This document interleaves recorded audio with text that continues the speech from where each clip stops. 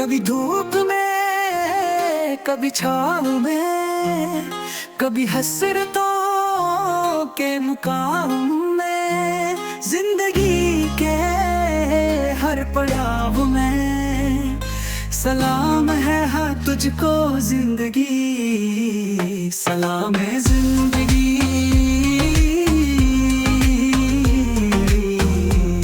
हाँ तुझको जिंदगी।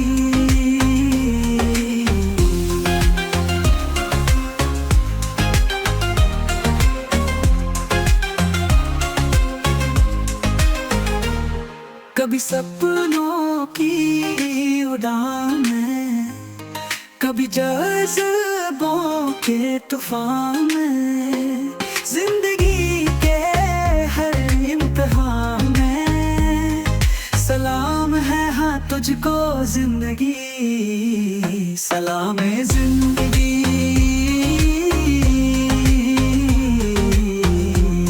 हाँ तुझको जिंदगी।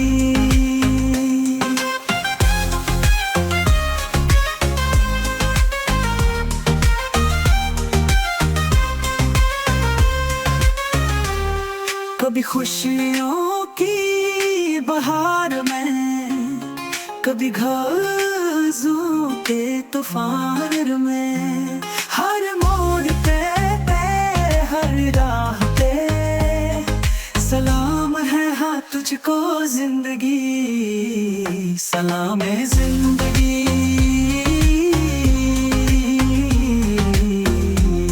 हाँ तुझको जिंदगी।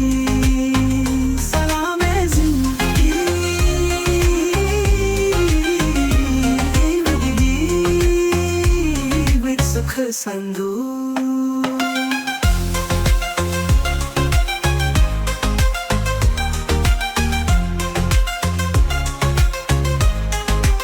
This week the guest is Deepika Pushkarnath.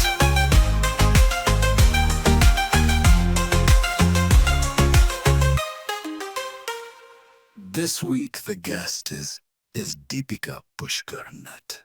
नमस्ते, सत श्री अकाल, हेलो, आदाब और दुनिया भर के सभी भाषाओं में आप सभी का सलाम जिंदगी शो में शामिल होने पर बहुत बहुत स्वागत। यह शो आपके लिए है जीवन के हर रंग हर संघर्ष की कहानी लेकर। यहाँ हम आपके साथ मिलकर उन लोगों की कहानियां साझा करते हैं जिन्होंने जीवन की चुनौतियों का डटकर सामना किया और सफलता की नई ऊंचाइयां हासिल की। तो हमारे साथ बने रहिए और सुनिए प्रेरणादायक कहानियां सिर्फ सलामी जिंदगी पर। प्रिय दर्शकों और श्रोताओं, आज हम आपको एक ऐसी शख्सियत के बारे में बताने जा रहे हैं जिन्होंने अपने साहस, दृढ़ संकल्प और न्याय के प्रति समर्पण से भारतीय कानूनी क्षेत्र में एक विशिष्ट पहचान बनाई है। एडवोकेट दीपिका पुष्करनाथ। दीपिका पुष्करनाथ एक प्रसिद्ध वकील, मानवाधिकार कार्यकर्ता और सामाजिक विकास के चैंपियन हैं। उनके काम ने देश भर में हजारों लोगों के जीवन को प्रभावित किया है। उन्होंने उन लोगों को न्याय दिलाने में महत्वपूर्ण भूमिका निभाई है जिन्हें बहुत मुश्किल होती न्याय लेने में। वे कई हाई प्रोफाइल मामलों में शामिल रही हैं जिनमें कठुआ बलात्कार मामला प्रमुख है। इस मामले में उन्होंने पीड़िता के परिवार का प्रतिनिधित्व किया और न्याय दिलाने में अहम भूमिका निभाई। दीपिका जी का मानना है कि कानून को अधिक सुलभ, जवाबदेह और तेज होना चाहिए। वे न्याय प्रणाली में सुधार के लिए लगातार आवाज उठाती रही है। हाल ही में उन्होंने एक महत्वपूर्ण निर्णय लिया जब उन्होंने कांग्रेस पार्टी से इस्तीफा दे दिया। यह फैसला उन्होंने भारत जोड़ो यात्रा में बीजेपी नेता लाल सिंह के शामिल होने के विरोध में लिया, जिन्हें वे कठुआ मामले में आरोपियों का समर्थन करने के लिए जिम्मेदार मानती है। दीपिका जी न केवल एक कुशल वकील है, बल्कि वे युवा पीढ़ी के लिए एक प्रेरणा स्रोत भी है। वे अक्सर कानून के छात्रों को, युवा वकीलों को मार्गदर्शन देती रही है। उनका मानना है कि बेहतर कल की तलाश में हर किसी को खुद से बदलाव की शुरुआत करनी चाहिए। वे लोगों को बिना किसी डर के अन्याय के खिलाफ लड़ने के लिए प्रेरित करती है। दीपिका पुष्करनाथ जी का जीवन और काम निस्संदेह कानून के क्षेत्र में काम करने के लिए लोगों को प्रेरणा देता है। उनका साहस, समर्पण और न्याय के प्रतिबद्धता उन्हें एक अद्वितीय व्यक्तित्व बनाती है। आइए दीपिका पुष्कर जी के साथ बात करते हैं, उनके अनुभव, विचारों और भविष्य की योजनाओं के बारे में जानते हैं। दीपिका जी, आपका स्वागत है सलाम ज़िंदगी में। Thank you so much. मैं शुक्रगुज़ार हूँ कि आपने मुझे एक प्लेटफ़ॉर्म दिया है, बात करने का एक मौका दिया है और आपने ब मन की बात को साझा करने का मौका, ये सबसे बड़ी बात है कि मन की बात को साझा करने का मौका दिया है। दीपिका जी, आपने अपनी प्रैक्टिस के माध्यम से समाज के कमज़ोर वर्गों के अधिकारों की रक्षा के लिए अथक प्रयास किए हैं। इस यात्रा की शुरुआत कैसे हुई और क्या यह हमेशा से आपका जुनून रहा है? वो एक वकील बनने से पहले, वकालत करने से पहले मैं एक जर्नलिस्ट थी और उसी दौरान मैं एक्टिविज़्म का, चाइल्ड राइट्स पे काम किया, ह्यूमन राइट्स पे काम किया। पर यकीन मानिए ये सब चीज़ें करने के बाद भी मैंने ह्यूमन राइट्स पे बहुत काम किया है। I worked as a journalist also. But वो सब चीज़ें करते हुए भी मुझे लगता था कि कोई ना कोई चीज़ अधूरी है, जिसको अभी भी पूरा करना ज़रूरी है। मुझे कहीं न कहीं खुद को ना एक वो असहाय फ़ील करती थी कि अभी भी शायद मैं एक इम्पैक्ट वाला काम नहीं कर पा रही।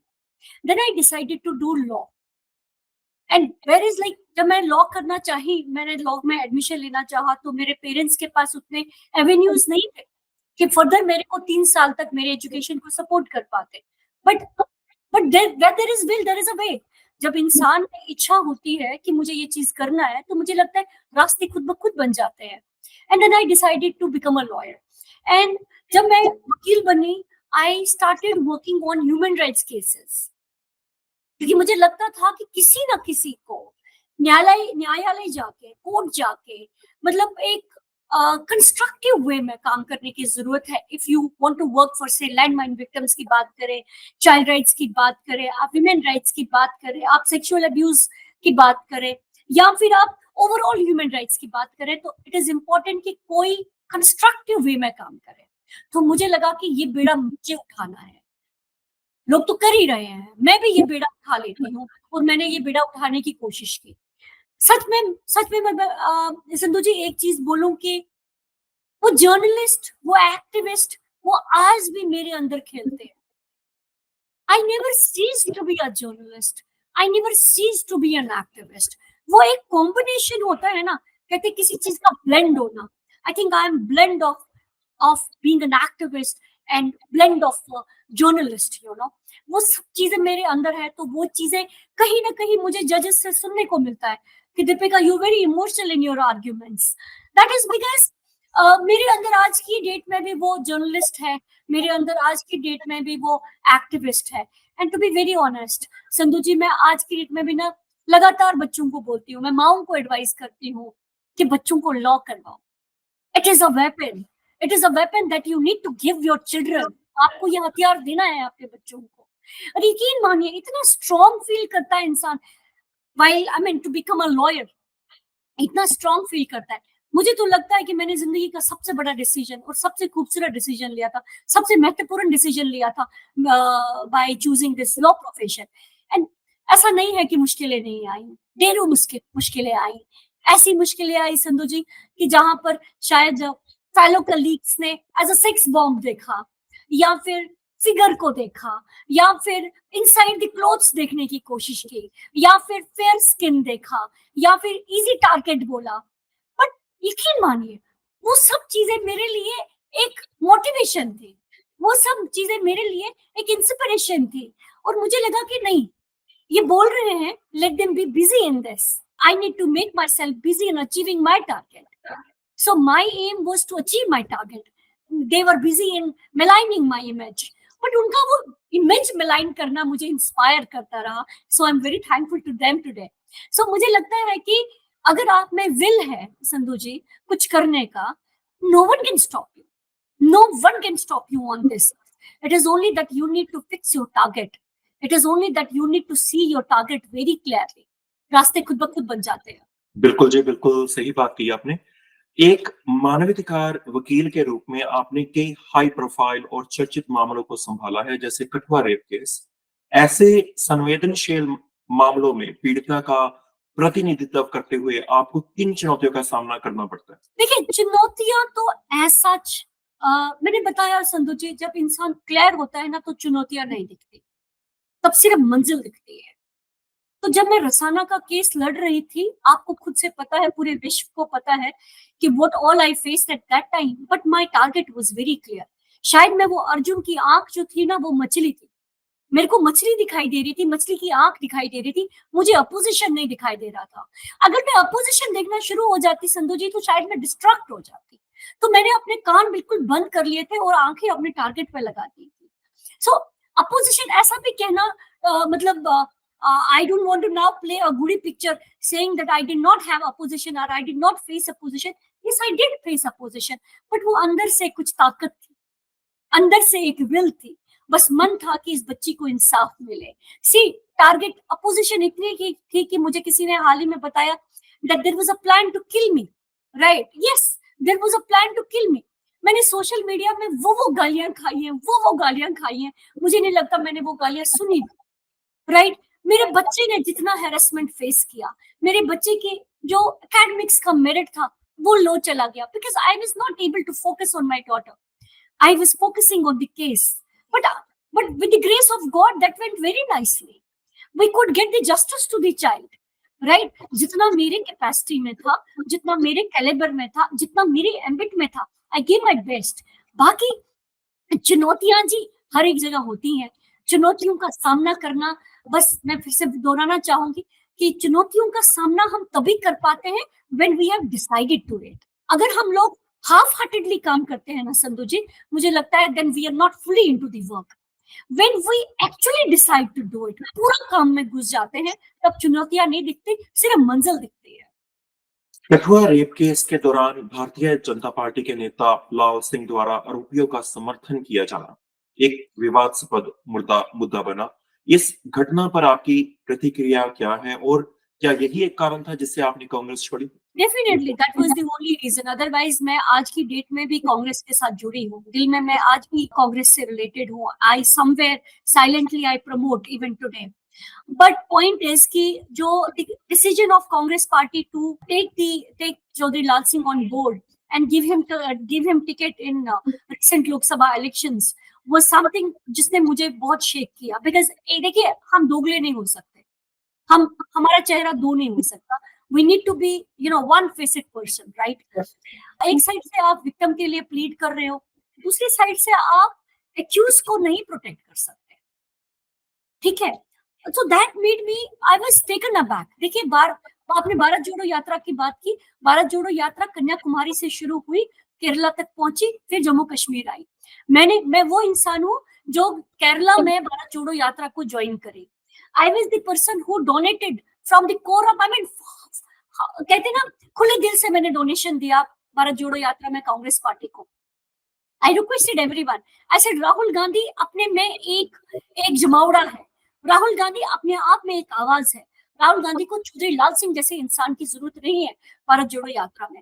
I wrote it to everyone from top to bottom. I wrote mails to everyone. I requested everyone not to take Chaudhary Lal Singh on board. But मुझे नहीं पता what made Congress to take Chaudhary Lal Singh on board, and later what made Congress कि चौधरी लाल सिंह को जिस समय ticket announce होना था Lok Sabha election Udhampur constituency का, उस समय चौधरी लाल सिंह को इन्होंने टिकट दिया, उसको ज्वाइन भी करवाना. अपने आप में सदु मुझे ना एक चीज फील होती है, कभी कभी मुझे लगता है कि मैं गलत हूं या फिर लोग ठीक है, या फिर मैं ठीक हूं या फिर वैसे लोग गलत है. सी, लाइफ में मुझे लगता है मैंने नुकसान पे जिंदगी जी है, मैंने बिल्कुल नुकसान पे जिंदगी जी है. बट वो जो नुकसान पे जिंदगी जी है ना, उस नुकसान से मुझे एक मुनाफा जरूर हुआ है, उस नुकसान से मुझे एक सेटिस्फेक्शन जरूर हुई है. आज की डेट में भी Sandhu, I am putting up in a rented accommodation. I pay 40,000 rent every month, right? I never had the money to buy my own house or raise my own house because मुझे लगा कि जो सख्ती वाला रास्ता है वो बहुत खूबसूरत है. उस सख्ती वाले रास्ते पे चल के मुझे स्ट्रगल फील होता है, मुझे पसीना आता है, राइट? और मुझे वो पसीना है ना, वो बहुत सेटिस्फैक्टरी है.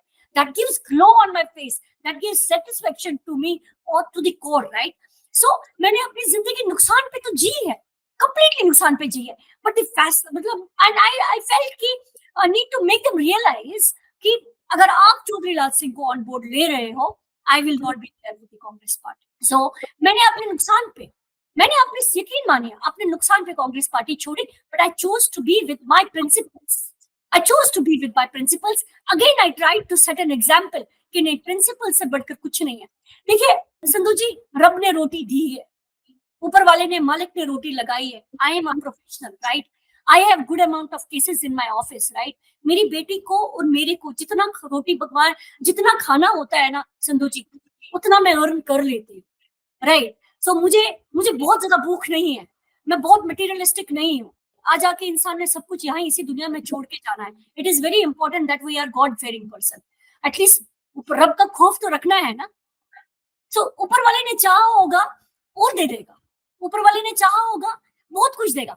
बट वो कहते हैं ना, प्रिंसिपल्स को टूल बना के जिंदगी में चलना बहुत जरूरी है. एथिक्स को टूल बना के जिंदगी में चलना बहुत जरूरी है समझो. यस. आपने बहुत बहुत बड़ी बातें बोली है जी. बहुत कम लोग हैं जो अपने प्रिंसिपल्स को आगे रखते हैं. बहुत ज्यादा लोग हैं इस दुनिया के अंदर जो अपने आदर्शों के साथ कंप्रोमाइज कर लेते हैं, और वही चीज है जो आपको अलग करती है इन सभी लोगों के साथ. जो अगला प्रश्न है वो है कि एक महिला होने के नाते क्या आपको कभी अपने पेशे में लैंगिक पूर्वाग्रह या भेदभाव का सामना करना पड़ा? आप इन रुकावटों से कैसे निपटती है और अन्य महिला वकीलों के लिए आप क्या सलाह देती है? देखिए संधू जी, मैंने अपना जैसे इंटरव्यू शुरू किया तो आपसे बातचीत करना शुरू किया तो I very at the very Inception I said कि जब मैंने वकालत शुरू की तो आप लगा लीजिए 14 साल पहले की बात है. इफ आई एम 42 नाउ तो आप 14 साल पहले मैं कितनी होती होंगी, यू कैन इमेजिन. एंड हम कश्मीरी दिखते भी अच्छे हैं, फिर मैं कश्मीरी पंडित हूँ. तो जैसे ही थोड़ा ड्रेसअप होके कोर्ट जाते थे तो वहां पर एक बड़े अब्यूजिव वे में कोई बोल देता था, she looks like a sex bomb, right. और आपकी फेयर कॉम्प्लेक्शन पे कमेंट करना या आपकी फिगर पे कमेंट करना. सो वो चीजें देखी. एंड मुझे लगता है Sandhu ji, it is not only me जो एक महिला होने के नाते मैंने फेस किया है. मुझे लगता है हर महिला को ये चीज, हर महिला ये चीज फेस करती है. भारत देश में तो मतलब बड़ी दुख की बात है, हम औरतें ये फेस करती हैं बिकॉज पता नहीं क्यों हमारा पोटेंशियल अपेरेंटली क्यों नहीं दिखता है, हमारा सेक्स अपेरेंटली क्यों दिखता है. That is my question to everyone. Why as a female?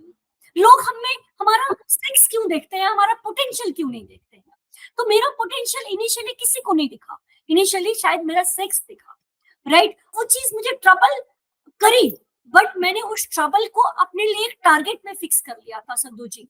आज की डेट में उसी जगह पे, जिस जगह पे मुझे सेक्स बॉम्ब बुलाते थे, जिस जगह पे मेरा कैरेक्टर असैसिनेशन हुआ, जिस जगह पे मुझे इजी टारगेट बुलाया, आज मैं उसी जगह पे अपना survival in a very dignified manner I am earning, right. And that's how every woman has to deal these issues with, right. And हमें बहुत जरूरत है कि हम अपने रियल पोटेंशियल को, रियल कैलिबर को अंडरस्टैंड करें. And that's a tight slap, और वो एक खींच के थप्पड़ होता है उन सब लोगों के मुंह पे, चांटा होता है जो लोग आपको एज अ सेक्स बॉम्ब बुलाते हैं, सॉफ्ट टारगेट बुलाते हैं, या जो आपके पोटेंशियल को अंडर एस्टिमेट करते हैं. बिल्कुल सही बात की आपने. और ये हमारे समाज के अंदर, भारतीय समाज के अंदर एक बहुत कॉमन चीज है कि जो लोग देखते हैं कि दूसरों के अंदर ज्यादा पोटेंशियल है, स्पेशली फीमेल के अंदर या किसी भी दूसरे लोगों के अंदर, वो उनको किसी तरीके से एक कब्जे के अंदर, एक जंजीरों के अंदर, एक लिमिटेड स्कोप के अंदर देखना चाहते हैं. वो नहीं चाहते कि ये मतलब आजाद घूमे. और स्पेशली फीमेल के लिए तो वो बहुत कॉमन है हमारे समाज के अंदर. तो जो अगला प्रश्न है वो ये है कि युवा कानून के छात्रों के लिए और वकीलों के लिए आप एक प्रेरणा स्रोत है. उनमें जो सामाजिक न्याय और मानवाधिकार को लिए जो वो लड़ना चाहते हैं, आप उनके लिए क्या सुझाव दोगे? देखिए मुझे लगता है कि लॉ डिग्री जो है, इट्स अ फैंटास्टिक डिग्री. ये एक ऐसा वेपन है, एक ऐसा फील्ड है जो कि मुझे लगता है हर बच्ची को, हर बच्चे को, हर लड़के को, हर लड़की को, मुझे लगता है बेसिक एजुकेशन लॉ होना चाहिए, बेसिक एजुकेशन लॉ होना चाहिए. आफ्टर दैट वो अपनी मर्जी के किसी भी प्रोफेशन में जा सकते हैं after doing basic education, graduation law करके. बट अपार्ट फ्रॉम दैट मुझे संधू जी एक चीज लगता है कि अगर आप एज अ लॉयर भी प्रैक्टिस करते हो तो इसमें कोई भी ऐसा नुकसान का डिसीजन नहीं होगा या कोई अच्छा डिसीजन नहीं होगा. It would be a very good decision. मैं as a single mother, I am telling you, as a single mother I have raised my daughter, and this profession has given me source of survival, right. It is only how you realize your potential as a lawyer, right. आप कैसे interpret करते हो, आप कैसे सोचते हो, कैसे समझ करते हो, आप अपने पोटेंशियल को कैसे एग्जिबिट करते हो व्हाइल आर्ग्यूइंग योर केसेस। इतना खूबसूरत प्रोफेशन है ये, इतना खूबसूरत प्रोफेशन है, इतनी अपॉर्चुनिटीज हैं इस प्रोफेशन में। आई थिंक हर एक बच्चे को, हर एक लड़की को, लड़के को, इवन आई एम रिक्वेस्टिंग कि जो लोग नहीं कर पाए अपने समय पे वकालत को, उन लोगों को भी वकालत करने की जरूरत है, because it is actually a weapon with you, actually a weapon with you. And बस थोड़ा सा मैं चाहती हूँ कि थोड़ा जैसे कानून को लेके आई वुड से, जैसे हमारे पास इंटर्न्स आते हैं या हमारे पास फ्रेशर्स आते हैं, with regard to them I want certain things to be done, क्योंकि उन बच्चों को आते हुए इस प्रोफेशन में प्रॉब्लम होती है। It takes at least 5 to 6 years to you know get into the profession, उसको प्रोफेशन को अच्छे से केसेस को हैंडल करते हुए। वहां तक मैं चाहती हूँ कि 5-6 साल तक इन बच्चों को कहीं से कोई स्टाइफिंग वगैरह मिले। That is what I require, that is what I request the authorities. But मुझे लगता है this is a fantastic profession to be in, fantastic profession to be. और डरने की बात नहीं है कि वकालत करके हम कोई नुकसान का डिसीजन कर रहे हैं, ऐसा बिल्कुल नहीं है। मैं भी एक लॉयर हूँ, मेरे होते मैं क्या, इंदिरा जयसिंह जैसी लॉयर है, the first top lawyer, female top lawyer of India. हम उनको, वो मेरे लिए प्रेरणा का स्रोत है, वो मेरे लिए प्रेरणा का सूत्र है। हम मैं उनको देख के एक्सेल करी हूँ अपनी जिंदगी में, rather I still want to excel in my life, right. सो अगर वो कर सकी हैं, मैं कर सकती हूँ, या मैंने किया है, बाकी क्यों ना करें, और महिलाएं क्यों ना करें। That is my request to the youngsters. कानून और न्याय प्रणाली में आप क्या बदलाव देखना चाहेगी ताकि आम जनता को तेज और निष्पक्ष न्याय मिल सके? और इस लक्ष्य को प्राप्त करने में वकीलों और न्यायपालिका की क्या भूमिका होनी चाहिए अकॉर्डिंग टू यू? देखिए, मेरे को 13 से 14 साल हो गए प्रैक्टिस करते हुए। As an activist, I told you, I haven't ceased as an activist, I haven't ceased as a journalist. मुझे भी लगता है there is delay, there is delay. And वो द कॉमन सी एक सेइंग है, justice delayed is justice denied. तो मुझे लगता है जब प्रोसीडिंग्स डिले हो जाती हैं, तो वो ऑटोमेटिकली जस्टिस डिनाइड होता है, राइट। आप देखेंगे लिटिगेशन, आपको एक आई गिव एन एग्जांपल। जब मैंने वकालत शुरू किया, तो हमारी जो मैट्रिमोनियल कोर्ट होती थी, उस समय उसको मैट्रिमोनियल कोर्ट बोलते थे। उस केस में 20 से 30 केसेस की लिस्ट बाहर लगती थी।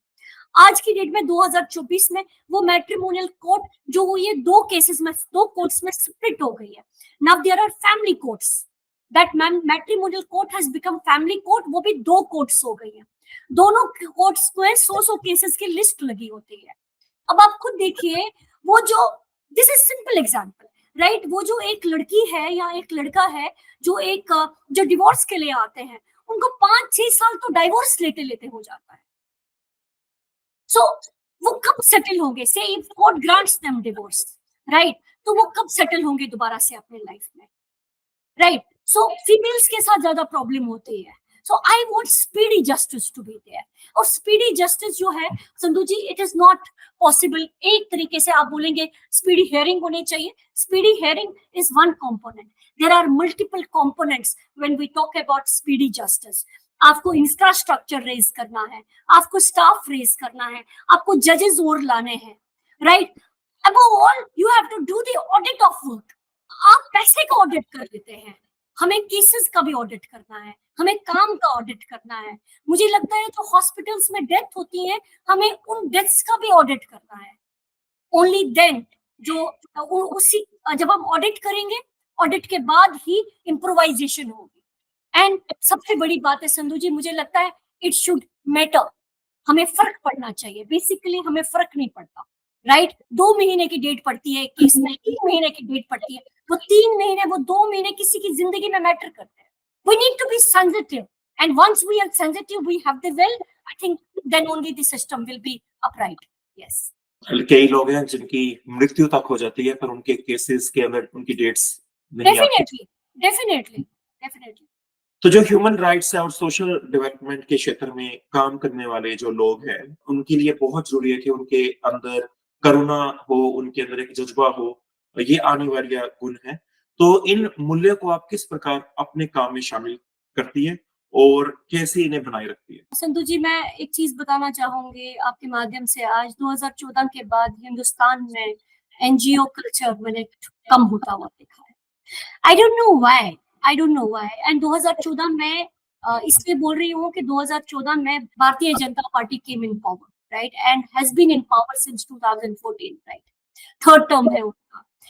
एक एनजीओ कल्चर होता था हिंदुस्तान में, right, and I have started my profession as an activist, I told you. वो कल्चर खत्म हो गया है एंड आई डोंट नो वो कल्चर क्यों खत्म हो गया। आज की डेट में एक्टिविस्ट बहुत कम है, एक्टिविस्ट बहुत कम है आज की डेट में, और मुझे लगता है एक्टिविस्ट का होना बहुत जरूरी है, बिकॉज एक्टिविज्म भी डेमोक्रेसी के लिए हेल्दी है, राइट। सो आज की डेट में एक्टिविज्म खत्म हो गया है। आई एज एन एक्टिविस्ट, मैं मतलब आज मैं आपके साथ बात कर रही हूँ तो कल सुबह मेरी खुद से एक प्रेस कॉन्फ्रेंस है wherein I am announcing to adopt multiple villages, और वो villages ऐसे हैं जहां पर 80% पॉपुलेशन डेफ एंड डम है। मुझे खुद में ये सोच के एक चीज का दुख होता है कि सक्सेसिव गवर्नमेंट्स आती हैं, सक्सेसिव एमपीज आते हैं, सक्सेसिव एमएलएज आते हैं, और वो विलेज परालकोट विलेज का नाम है, डिस्ट्रिक्ट पुंछ में फॉल करता है, मंडी जिले में, और वो विलेज में 80% लोग डेफ एंड डम है। संधू जी, कैन यू इमेजिन? और उस विलेज में रास्ता नहीं है, और एक पूरा पहाड़ चढ़ के उस विलेज के ऊपर जाना, उस विलेज में जाना पड़ता है। अब यकीन माने, मैं जब उस विलेज में गई, मुझे लोगों की स्टेटमेंट्स आई मेरे पास कि जब औरतों की डिलीवरी का टाइम होता है तो औरतों की डिलीवरी रास्ते में हो जाती है, पहाड़ पे हो जाती है। बहुत बार बच्चियां मरी हैं, बहुत बार वो जो न्यूबॉर्न बच्चे हैं वो रास्ते में मर जाते हैं। How can we be so insensitive? हम कौन से वर्ल्ड लीडर बन रहे हैं, मेरा प्रश्न है। हम कहां से वर्ल्ड लीडर बन गए हैं? हम कहां से ग्लोबल पावर बन गए हैं, या हम कहां से डेवलप्ड कंट्री बन गए हैं? That is my question. क्या हमारे ही कंट्री में, पुंछ में, एक ऐसा विलेज है जहां पर सड़क नहीं है, जहां पर एक अस्पताल नहीं है, जहां पर एक स्कूल नहीं है, जहां पर 80% पॉपुलेशन डेफ एंड डम है?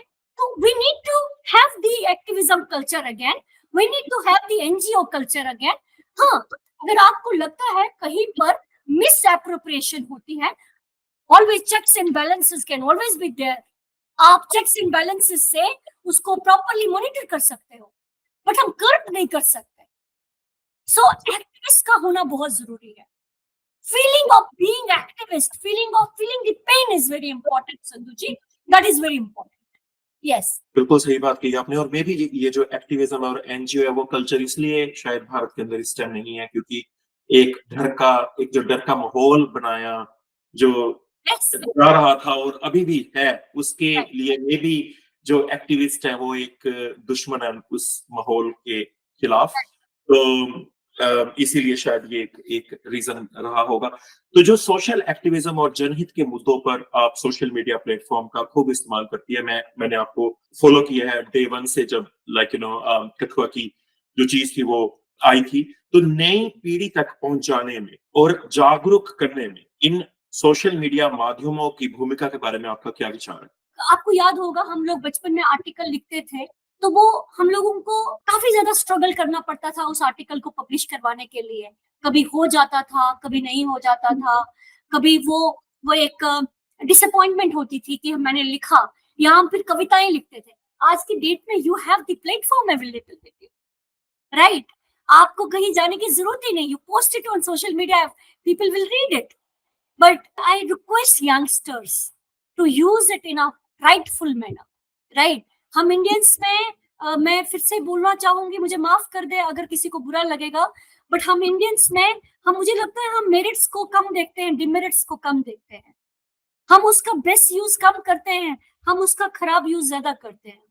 So I want social media to be used for the welfare, to be used for the benefit, right, not to be used for abuse, right. So social media एक ऐसा platform है जिसको, देखिए मेरे पास एक बच्ची है, I am telling you Sandhu ji, मेरे पास एक अंडर प्रिविलेज चाइल्ड है, वो यूट्यूब का यूज करती है पढ़ने के लिए, and she is a meritorious child. उसका बाप ड्राइवर है, and she just appeared in NEET examination and she has been fetching 98-97%. That child has decided to use these platforms in a rightful manner. उसी तरफ से आप देखते हैं क्या कुछ वीडियोस आजकल अपलोड होती है सोशल मीडिया पे, क्या कुछ अब्यूज है सोशल मीडिया पे, राइट? सो मुझे लगता है it should be used in a rightful manner. Yes. बिल्कुल सही बात की आपने। कई बार सोशल मीडिया को यूज़ करते हुए इवन मेरा भी जो दिमाग होता है, वो बिल्कुल खराब हो जाता है, बिकॉज़ आपको नहीं पता कि क्या क्या आपके सामने आ जाए द वेरी डेफिनेट, डेफिनेट, तो डेफिनेट। वो एक चीज़ है जो, और ये भी नहीं समझ आ रहा कि उन लोगों की मानसिकता क्या होगी जो, मानसिकता कहाँ पर है और कहाँ जा रहे हैं हम लोग? बिल्कुल जी। जो आपका मानना है कि बेहतर कल के लिए तलाश में हर किसी को खुद से बदलाव की शुरुआत करनी चाहिए। इस विचार को आप अपने जीवन में किस तरह उतारती हैं? इससे दूसरों को क्या प्रेरणा मिल सकती है? अब मुझे संधू जी बचपन से एक चीज याद है, and I have put this in my mind. मैंने अपने दिमाग में इस चीज को इतना एम्बेड किया है कि charity begins at home, right? मेरे जैसे मेरा डोमेस्टिक स्टाफ है, मेरे स्टाफ का बच्चा है, I try my level best कि मैं इस बच्चे को ना इसके एजुकेशन में सपोर्ट कर पाऊँ, right? So I have adopted my helpers daughter. मेरा जो डोमेस्टिक हेल्प है उसकी बेटी को I have adopted her financially, right? So I am supporting her education. I make sure कि वो बच्चा पढ़े। आई मेक श्योर कि अगर कोई दूसरे और बच्चे मेरे ग्रुप में हैं जिनके पास सोर्स नहीं है पढ़ने का, मैं उनको अपनी इनकम में से कुछ दे दूं, उनकी फीस पे करो। बिकॉज मुझे याद है संधू जी, जब मुझे वकालत की फीस भरनी थी तो मेरे पास 2,500 रुपए नहीं था, तो मैंने वो 2,500 रुपए जो अपनी फ्रेंड की माँ से उधार लिया था, तो वो जो 2,500 रुपए मुझे वापस करना है, तो वो 2,500 में इसी तरीके से वापस कर रही है, right? So it is very important that you have that heart which melts.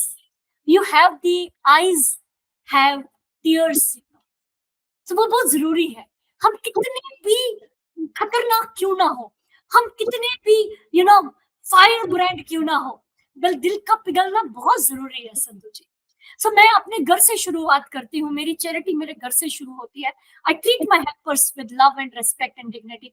मैं अपने मालिक को भी अपने हाथ से पानी पिलाने में बिलीव करती हूँ। मैं चाहती हूँ कि वो कंफर्टेबल फील, उनको अब्यूज फील ना हो। मैं चाहती हूँ कि जो हमसे लोग नीचे हैं, काम करते हैं, हमारे सबॉर्डिनेट्स जो है, जो वीक है हमसे, हम उनको प्रोटेक्ट करें, उनके अराउंड एक प्रोटेक्टिव शेल क्रिएट करें और उनको डिग्निफाइड मैनर में ट्रीट करें। And this everyone needs to do, because I have got this on my this embedded on my hand. Only the weak can be cruel. Bold are always gentle, right? So I do it at my place. और मैं सबको request करूंगी कि at least बच्चों की education को sponsor करें। कि बहुत से लोग मेरे जैसे होते हैं जिनके पास एवेन्यूज नहीं होते, मेरे पास भी एवेन्यूज नहीं, मेरे पास कॉपी नहीं था, मेरे पास पेन नहीं था। I try to give it to children today. मैं चाहती हूँ दूसरों के पास आ जाए, राइट? That's very important. बिल्कुल जी, बहुत इम्पोर्टेंट मैसेज है सभी श्रोताओं और सभी जो दर्शकों के लिए जो देख रहे हैं, सुन रहे हैं इस प्रोग्राम को, कि जो हम बच्चे हैं वही हमारा भविष्य है, और अगर उनके लिए कुछ भी कर सकते हैं तो हम सबको करना चाहिए। जो अगला प्रश्न है आपसे, वो है कि एक माँ के रूप में परिवार और करियर के बीच में जो संतुलन बनाना है वो काफी चुनौतीपूर्ण होता है। तो वर्क लाइफ बैलेंस के मामले में आप महिलाओं को क्या सलाह देंगे? बहुत मुश्किल होता है टू स्ट्राइक बैलेंस। मेरी भी एक बेटी है जो 12 साल की है, एंड मेरा भी अपना एक घर है। I have been a single mother for last 12-13 years now. Officially parted, recently parted with my officially parted, had the divorce. As a single mother, telling you, as a female, as a working mother, I'm telling you it's very difficult. But nevertheless, मैंने आपको बताया कि जब इंसान का target बहुत clear होता है तो प्रॉब्लम्स हमें बहुत कम होती हैं, क्योंकि हमारा टारगेट जो होता है वो हमारा एम होता है, राइट? हमारा जो what we want to achieve is the target, right? So औरतों को मैं सिर्फ इतना बोलना चाहूंगी कि हम महिलाओं के लिए हर एक चीज मुश्किल है। हम और महिलाओं के लिए पास वाली दुकान पे जाके कुछ ले आना भी मुश्किल है, क्योंकि यू नेवर नो कौन कौन हमें कैसा टक्कर जाए, राइट? बट नेवरदलेस हमें अपना उत्साह कम करने की जरूरत नहीं है। आज की डेट में I am not that successful, but I am a lawyer, right? And I am raising my daughter in a very proper manner, क्योंकि कहीं ना कहीं बैलेंस स्ट्राइक करने की जरूरत है हम लोगों को। क्योंकि अगर हम लोग फिर घर में बैठ गए, संधू जी आपके साथ शेयर करना चाहूंगी एक छोटी सी example. When I give birth to my daughter, 2012 की बात है, तो दो ढाई महीने के बाद my Elder sister told me, दीदी ने कहा कि तू कोर्ट जाना बंद कर दी क्या? मैंने कहा अभी तो ये बहुत छोटी है। कहती तू क्या पहली बार माँ बनी है?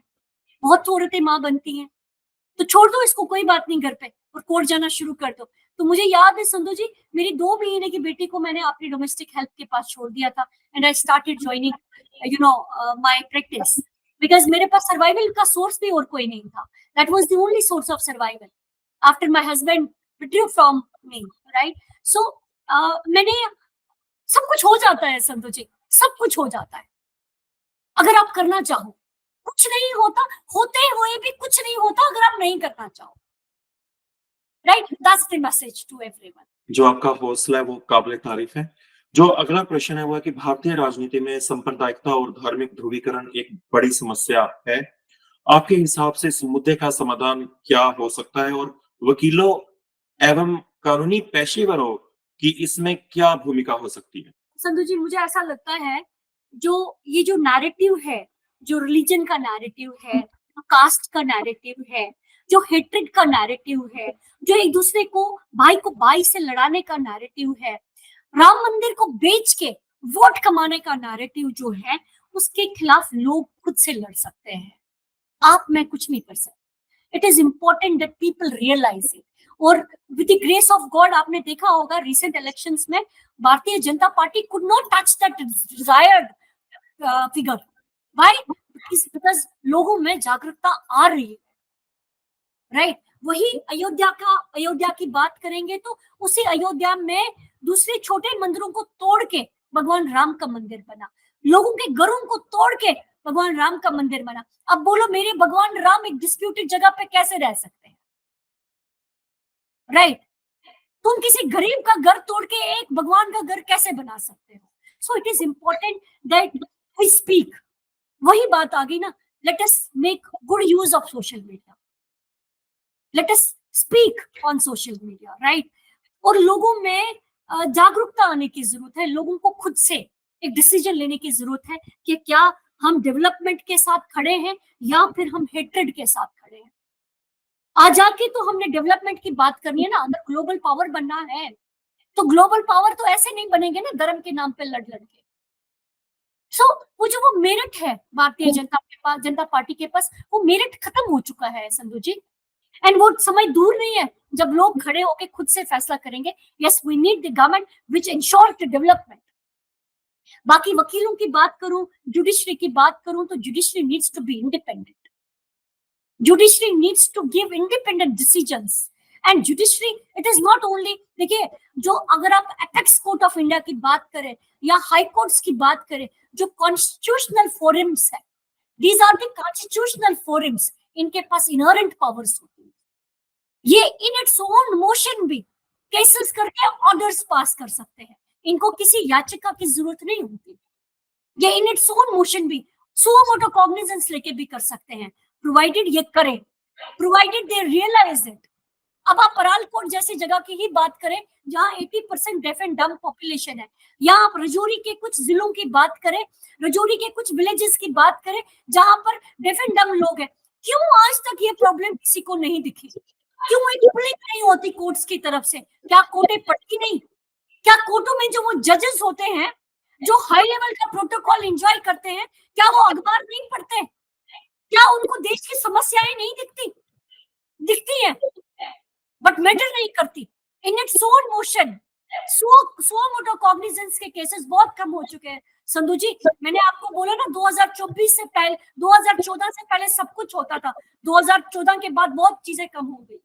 बहुत डिफरेंट तरीके का एक भारत निकला है, उभरा है 2014 के बाद।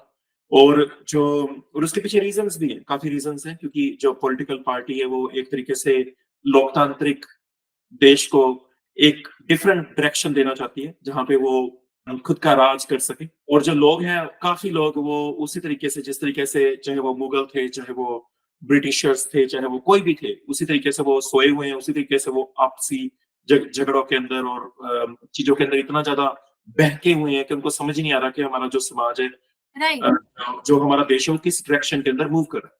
आपने अपने करियर में कई ऐसे मामलों को संभाला जहां शक्तिशाली और प्रभावशाली लोग शामिल थे।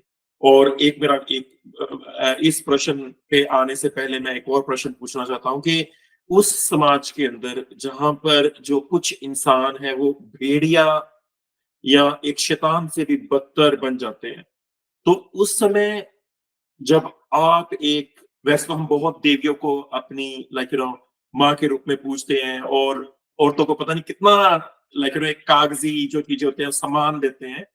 तो वहां पर आप एक इस समाज के अंदर जहाँ पे जो भेड़िए और जो शैतान, उसके अंदर आपको डर नहीं लगा कि मैं ऐसे शक्तिशाली प्रभावशाली लोगों के बीच में इंसाफ और जो एक सच है उसके लिए लड़ाई लड़ रही हूँ?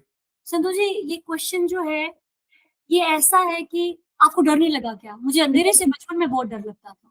यकीन मानिए, मैं अपने फादर के इतने क्लोज जाके सोती थी, मुझे लगता था बस अगर मेरे साथ कोई सोया नहीं है, तो मुझे कोई उठा के ले जाएगा।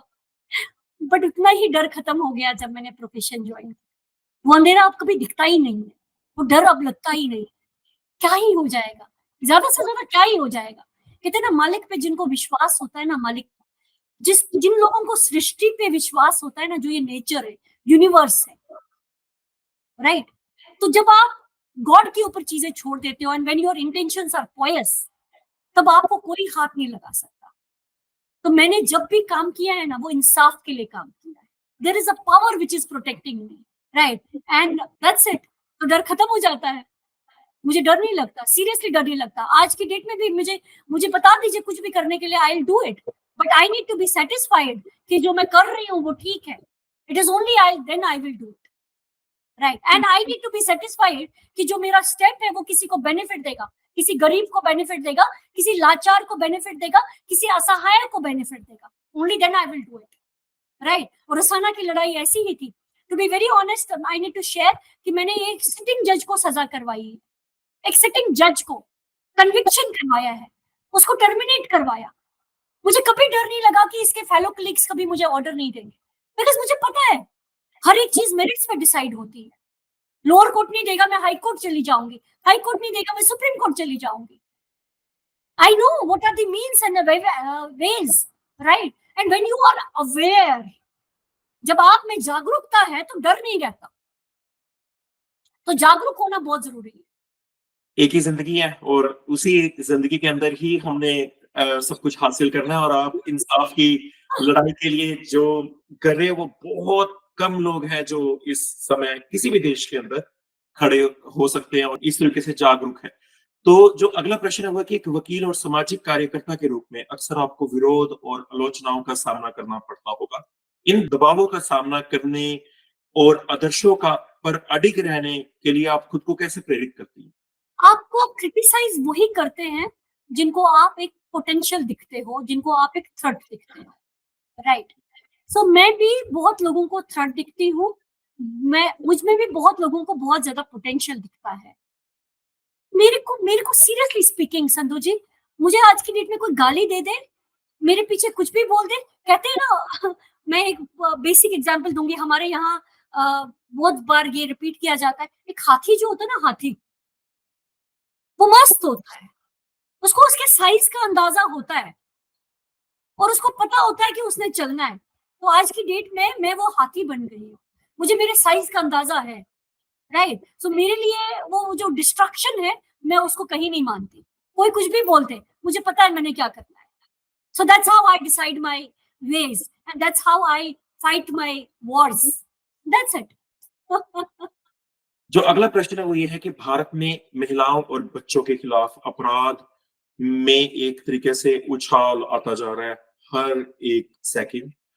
तो आप कानून और सामाजिक जागरूकता के स्तर पर क्या ठोस कदम उठाए जाने की वकालत करोगी? सबसे पहले मुझे ऐसा लगता है कि दोबारा से आ जाके हम उसी प्रश्न पे आते हैं और उसी एक समाधान पे आते हैं कि it is important that NGO culture is there. क्योंकि गवर्नमेंट ऑर्गेनाइजेशंस जो होती हैं, they are occupied with their work, right? And maybe उनका टारगेट वो नहीं होता जो एक नॉन गवर्नमेंटल ऑर्गेनाइजेशन कर सकती है। So one, non-government organizations are required to be there.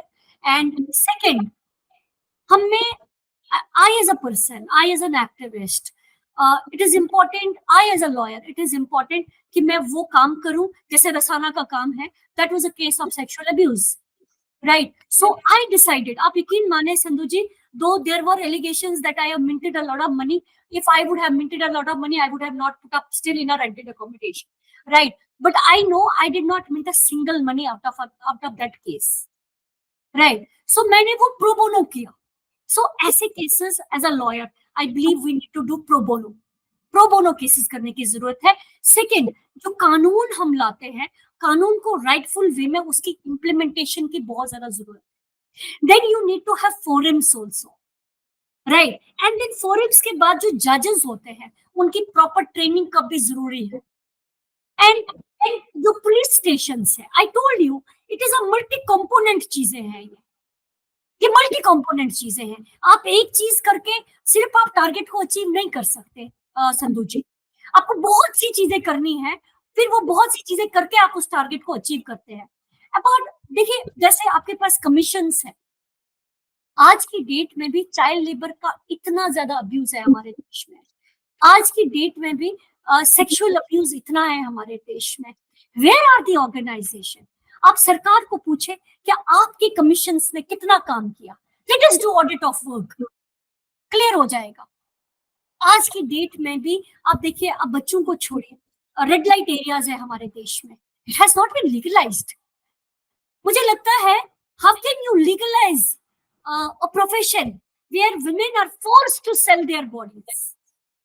On the one hand you talk about life with dignity, the other hand you are giving green signal to such profession.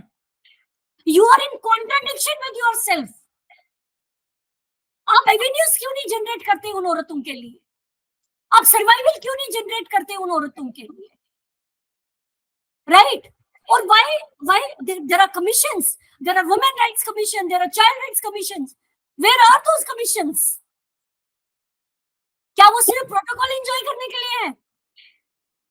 I as a Deepika कितना काम करेगी I as a Deepika? You tell me. See, it is very important that we work on core issues. We work in core factors. हम बात करें उन चीजों के बारे में, but नहीं, we are silent as if we are okay with everything now.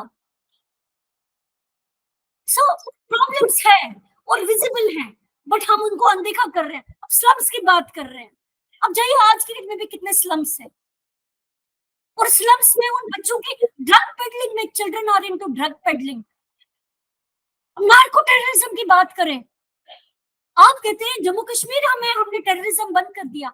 Eight the same time there is a narco terrorism flourishing in the country. तो वो नार्को कहां से आ रहा है? बॉर्डर से ही आ रहा है. That means your borders are loose, right? बिल्कुल जी, बिल्कुल. दीपिका जी, बहुत सारे प्रश्न है, प्रश्नों के एक पूरी लिस्ट है, पर जो ये कार्यक्रम है वो 1 घंटे के लिए है, तो मैं आपसे बिल्कुल रिक्वेस्ट करूंगा कि हम फिर दोबारा इसका पार्ट 2 सीजन 2. तो अभी के लिए इजाजत लेनी पड़ेगी आपसे. Thank you so much. अच्छा लगा आपसे बात करके, और मैं बहुत सालों से आपको फॉलो कर रहा हूँ. इवन 2016 के अंदर जब सीजन 1 आया था, तभी मैंने बहुत एक मेरे दिमाग के अंदर था कि मैं दीपिका जी से जरूर मैंने बात करनी है इन सभी विषयों के ऊपर. तो वो काफी टाइम लग गया, क्योंकि मैं अपने बिजनेस के अंदर और अपनी चीजों के अंदर काफी बिजी हो गया था. तो थैंक यू सो मच जी for talking to me. I am always there. Thank you so much. Thank you so much Sanju ji. Pleasure.